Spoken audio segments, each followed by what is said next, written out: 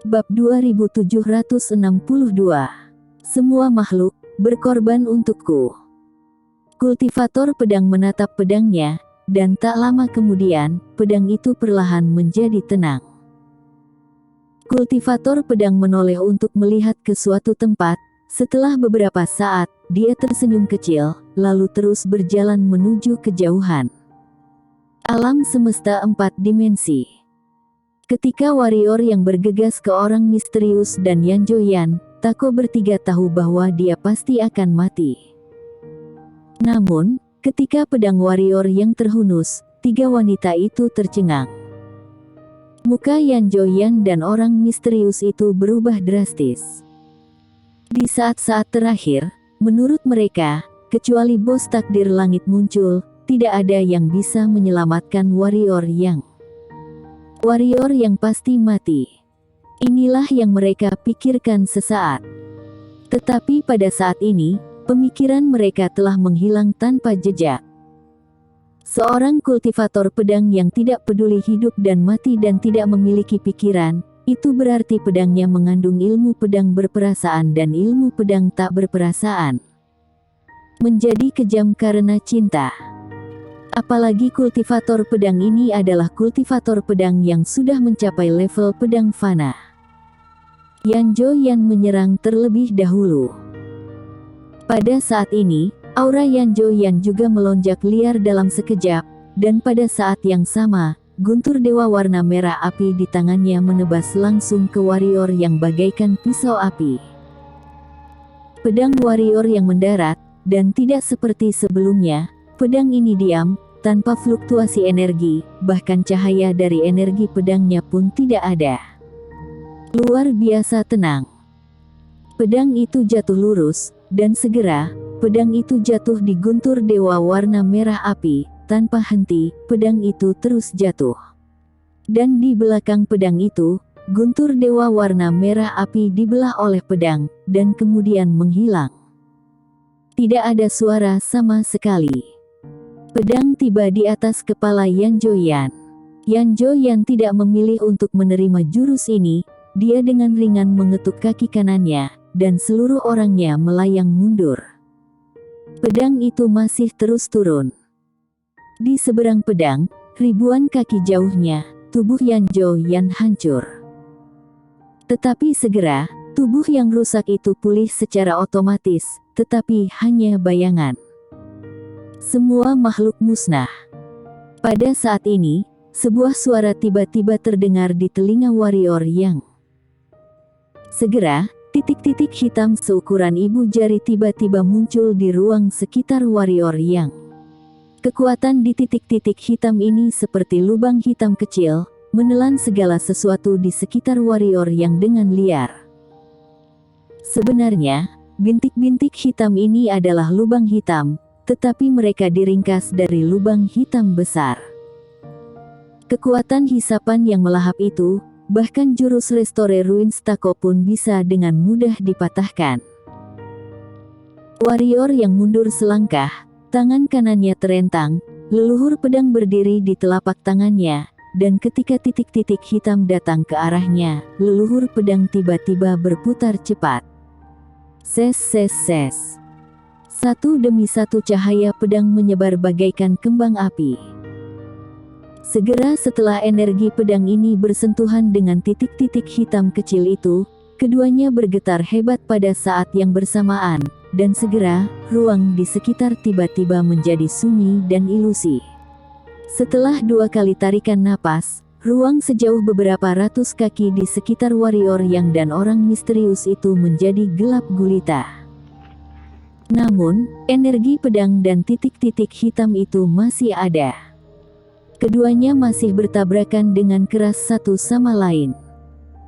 Namun tidak berlangsung lama, orang misterius itu tiba-tiba mundur dengan cepat, karena Denski Ki bertiga sudah datang.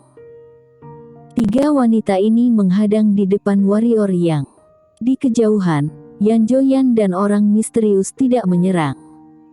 Para master alam takdir di sekitar lebih takut lagi untuk menyerang.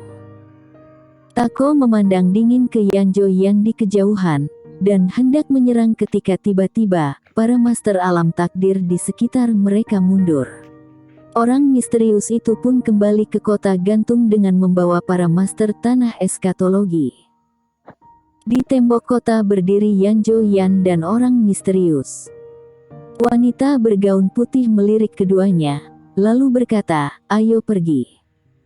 Denski Ki dan Tako mengangguk. Kedua wanita itu membawa warrior yang dan menghilang ke kejauhan. Di atas tembok kota, orang misterius tiba-tiba berkata, "Sayang sekali." Yanjo Yan berkata pelan, "Memang sayang, anak ini tidak hanya ilmu pedangnya luar biasa, tapi juga menguasai ilmu pedang yang baru, dan ilmu pedang ini takutnya tidak kalah dari 2 kultivator pedang itu." 2.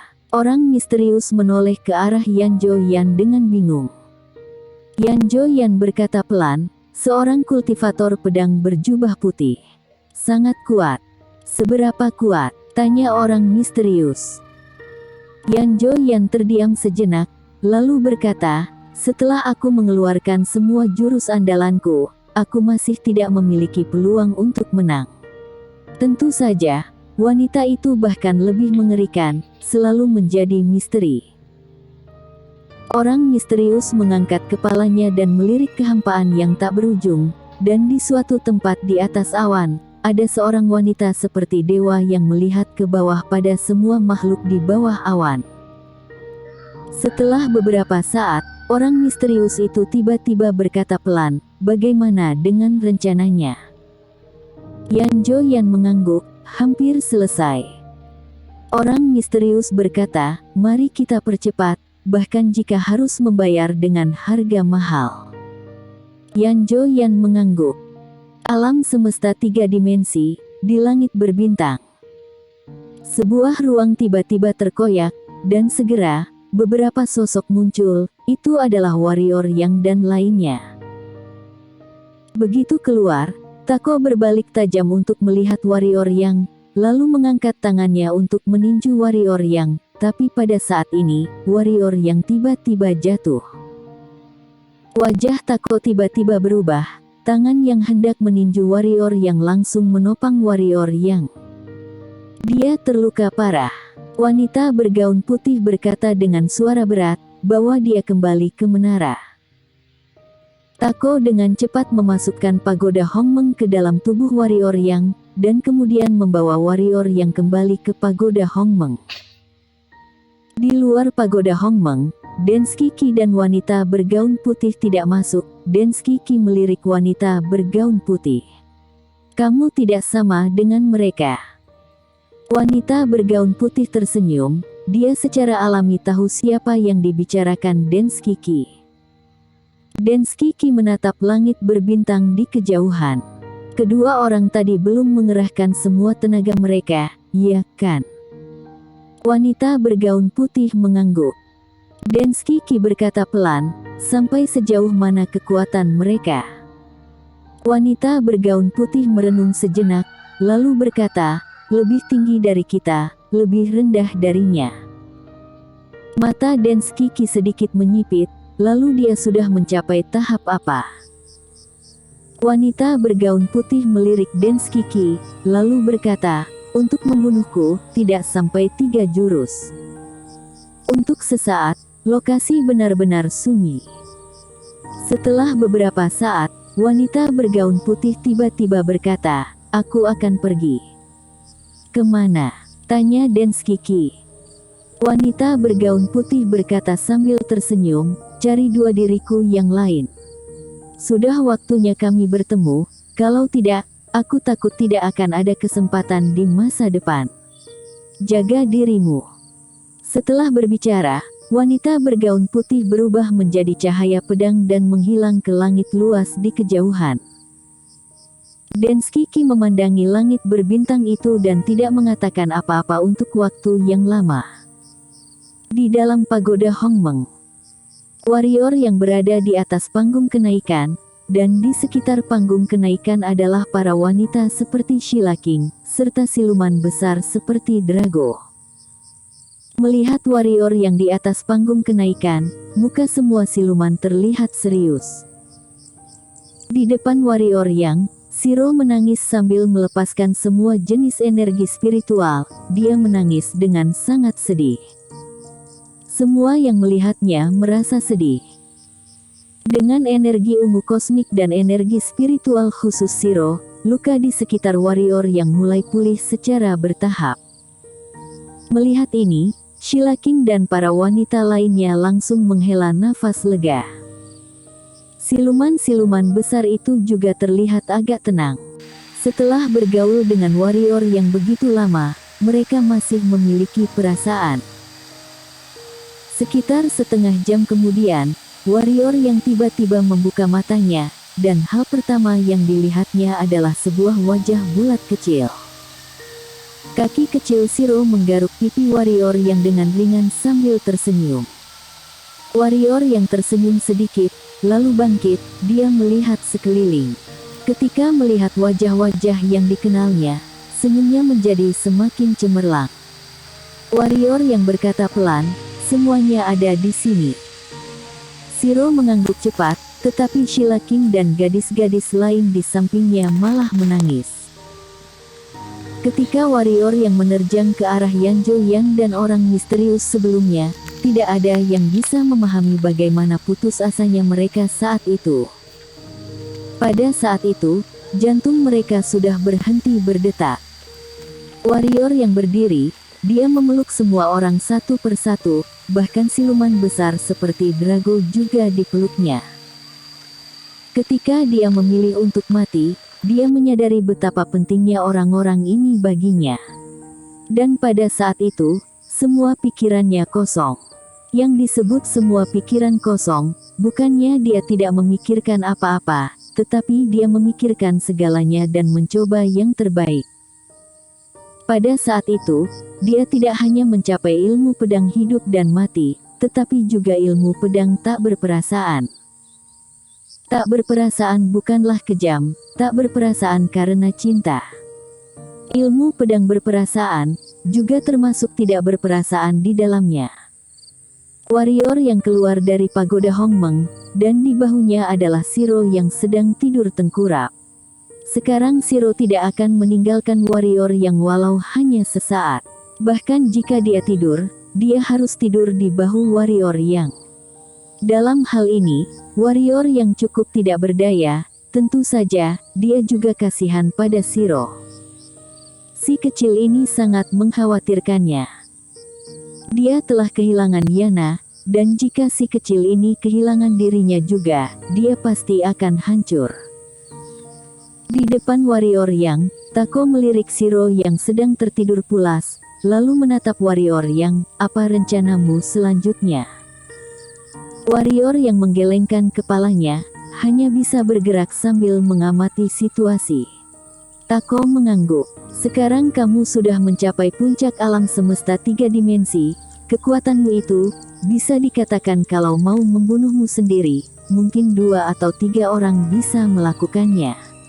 Namun, jangan remehkan Yanjo Yan dan orang misterius itu. Kedua orang itu tidak sederhana."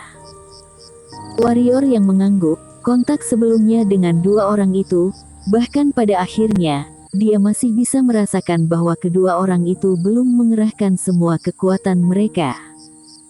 Masih menyembunyikan kekuatan mereka. Dia tahu bahwa tak satu pun dari mereka yang menganggapnya sebagai lawan terbesar. Bukan karena pihak lain meremehkan dirinya, tetapi wanita di atas awan itu terlalu kuat.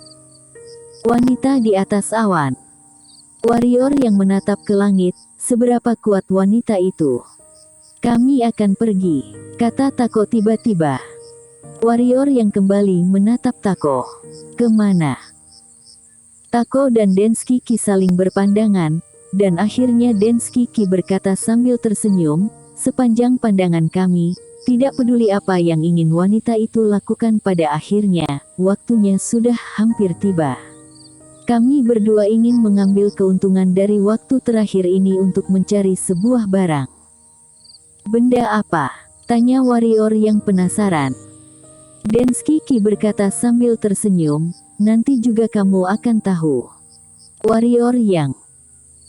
Tako berjalan ke hadapan Warrior Yang, tubuhnya perlahan naik. Dia berhenti ketika kepalanya sedikit lebih tinggi dari Warrior Yang, lalu menepuk bahu Warrior Yang dengan ringan. Jika kamu ada masalah, aku akan selalu ada. Setelah berbicara, dia berbalik dan menghilang langsung di ujung langit bersama Dance Kiki. Di suatu tempat di atas awan, seorang wanita menatap papan catur di depannya dengan senyum di bibirnya. Di antara jari telunjuk kanan dan jari tengahnya, bidak catur terus berputar-putar. Pada saat ini, sebuah bayangan duduk di seberangnya. Wanita itu mengangkat tangannya dan menjalankan bidak catur. Aku ingin alam semesta 3 dimensi hancur. Dalam 10 hari, tidak boleh ada yang hidup di alam semesta 3 dimensi. Bisakah itu dilakukan? Bayangan itu terdiam sesaat, lalu menggelengkan kepalanya. Wanita itu melambaikan tangan kanannya, dan di papan catur, pedang menjalani kebenaran itu tiba-tiba menghilang. Saat berikutnya, di alam semesta 4 dimensi itu, di atas kota gantung, sebuah pedang muncul entah dari mana, lalu jatuh. Boom! Sebuah tirai cahaya gelap tiba-tiba muncul di atas kota gantung, dan pada saat ini, pedang itu turun terus ke bawah. Boom! Tirai cahaya yang menakutkan itu meledak secara langsung. Hancur semudah itu. Di atas awan, di depan papan catur, bayangan itu tiba-tiba meraung, "Kenapa kamu tidak melakukannya sendiri?" Wanita melirik ke bayangan itu. "Tahukah kamu jalan apa aku?" Saat dia berbicara, tanpa menunggu bayangan itu menjawab, sudut mulutnya sedikit berkedut, "Jalan hidup dan mati. Satu pikiranku, ada ribuan gunung dan sungai, satu pikiranku juga, laut dan ladang akan menghilang. Yang pertama, aku sudah melakukannya." Setelah selesai berbicara, dia bangkit dan berjalan ke pinggir pohon dewa, melihat ke bawah, lalu berkata pelan, "Semua makhluk berkorban untukku." Bersambung.